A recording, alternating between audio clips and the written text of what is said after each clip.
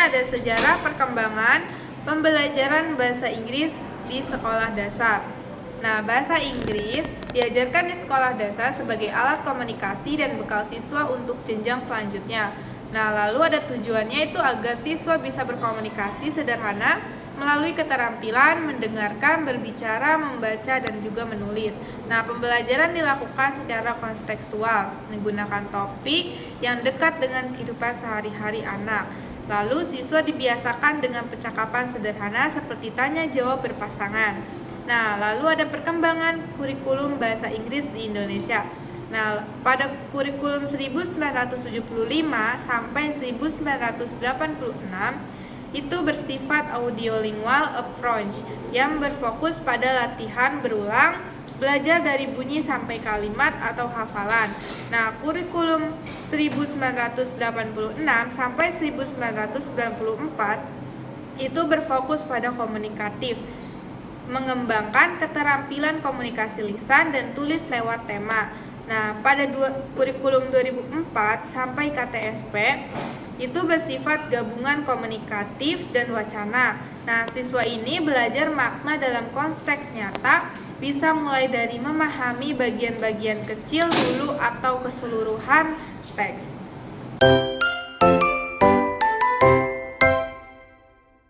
Metode anak EYL. Pengajaran bahasa Inggris untuk anak-anak memerlukan metode yang aktif, menyenangkan, dan sesuai dengan dunia anak. Nah, di sini ada 5 metode yang efektif. Pertama, ada Total Physical Response atau TPR. Metode ini mengaitkan bahasa dengan gerakan tubuh yang cocok untuk anak-anak yang aktif dan suka bergerak. Contohnya, guru mengatakan jump dan siswa langsung melompat. Nah, kedua, ada storytelling, yaitu mendongeng. Menggunakan cerita sederhana untuk memperkenalkan kosakata dan struktur kalimat. Cerita membantu anak belajar sambil imajinasi. Contohnya tuh, guru membaca cerita tentang hewan dan siswa menebak nama-nama hewan dalam bahasa Inggris. Ketiga, ada song and chant. Lagu dan irama memudahkan anak untuk menghafal dan melatih pelafalan. Anak belajar sambil bernyanyi dan bergerak. Contohnya, lagu 3, song and chants. Lagu dan irama memudahkan anak menghafal dan melatih pelafalan. Anak belajar sambil bernyanyi dan bergerak. Contohnya tuh lagu Head, Shoulder, Necks, and Toes untuk mengenalkan anggota tubuh.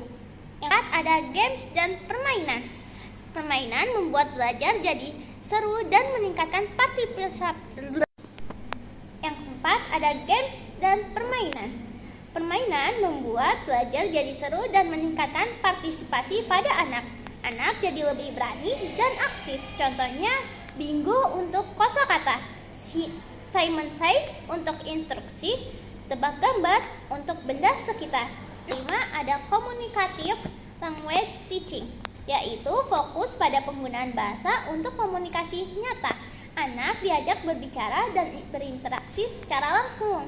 Contohnya, bermain peran sebagai gembala dan penjual untuk melatih dialog sederhana. Nah, metode-metode yang tadi bisa membantu anak untuk memahami bahasa dengan cara alami. Karakteristik anak EYL. Anak-anak usia sekolah dasar, yaitu sekitar 6 hingga 12 tahun, memiliki cara belajar yang berbeda dengan remaja maupun orang dewasa. Oleh karena itu, guru bahasa Inggris perlu memahami karakteristik mereka agar dapat mengajarkan bahasa dengan cara yang tepat, menarik, dan sesuai kebutuhan anak. Salah satu ciri utama anak-anak adalah mereka belajar secara kontekstual dan konkret. Artinya, mereka lebih mudah memahami pelajaran jika berhubungan dengan benda nyata, gambar, atau aktivitas sehari-hari. Misalnya, mereka akan lebih cepat memahami kata apel jika melihat buah apel secara langsung atau gambar dibandingkan hanya dengan mendengarkan. Selain itu, anak-anak memiliki rentang perhatian yang pendek. Umumnya, mereka hanya mampu fokus selama 10 hingga 15 menit sebelum memulai kehilangan minatnya. Karena itu, guru juga perlu menyediakan berbagai macam aktivitas yang bervariasi dan dinamis seperti lagu, gerakan, bermain peran, kuis, atau kelompok. Anak-anak juga suka bermain dan memiliki daya imajinasi yang tinggi. Mereka emang berpura-pura menjadi karakter tertentu seperti dokter, guru, atau hewan yang dapat dimanfaatkan dalam pembelajaran untuk mengenalkan kosakata baru yang menyenangkan. Nah, cara belajar anak juga sangat dipengaruhi oleh pengalaman dan interaksi langsung. Mereka belajar lebih baik dengan melibatkan seluruh inderanya melalui kegiatan seperti menyanyi, menggambar, mendengarkan, dan bergerak secara aktif. Oleh sebab itu, guru sebaiknya tidak hanya menjelaskan, tetapi juga menciptakan kegiatan yang membuat anak ikut terlibat secara fisik dan emosional. Selain itu, anak-anak memiliki kemampuan meniru dan menghafalkan dengan sangat baik. Mereka cenderung dapat menirukan pengucapan guru dan teman-temannya.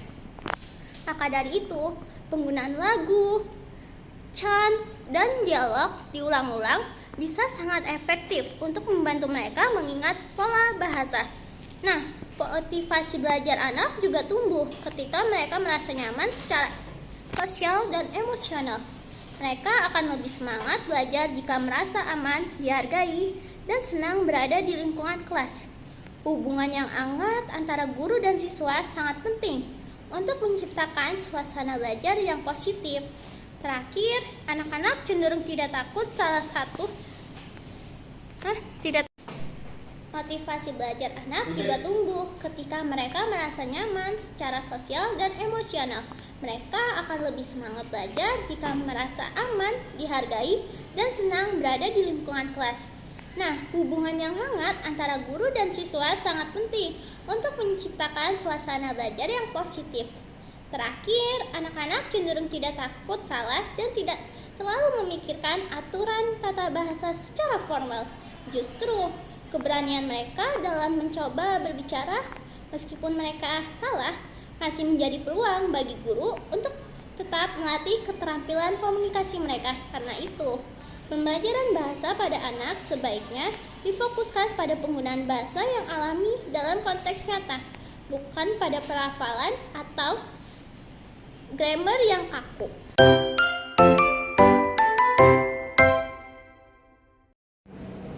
Assalamualaikum anak-anak. Waalaikumsalam warahmatullahi wabarakatuh. Good morning student. Morning. How are you today? I'm fine, thank you. And you? I'm very well, thank you. Oke, anak-anak, sebelum kita mulai pelajaran pada pagi hari ini, mari kita membaca basmalah terlebih dahulu. Bismillahirrahmanirrahim. Baik, selanjutnya ibu akan absen ya.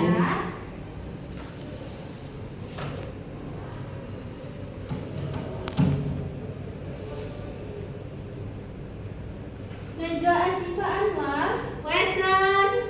Yusmita Aulia, Present, Miss. Salwa Fitriandini, present.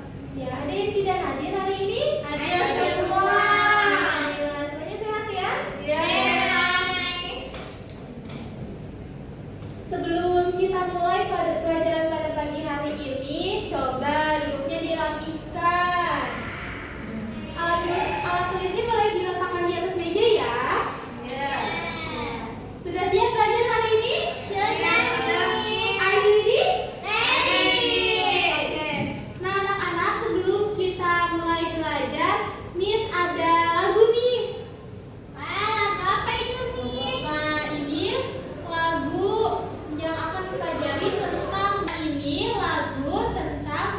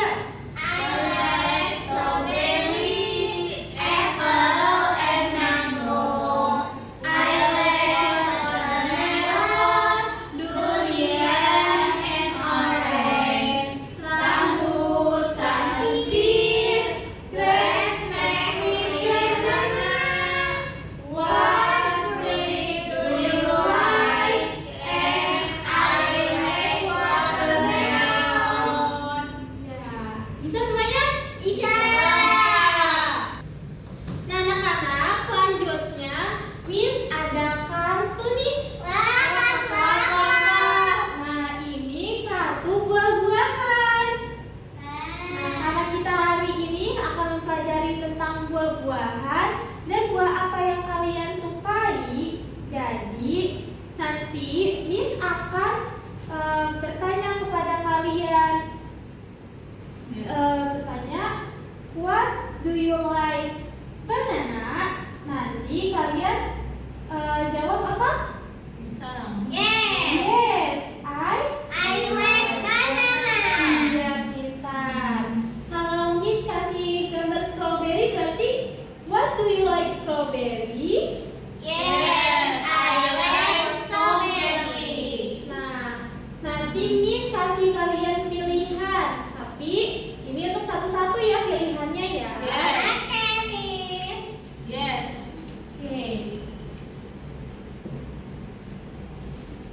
Nah, oke Najwa, what fruit do you like? I like. No. I like apple. Yes, pintar. Ya. Oke, selanjutnya Nita. Nita, ibu kasih buah apa ya? Nah, ini. Nita, what fruit do you like? Orange. And for Salwa,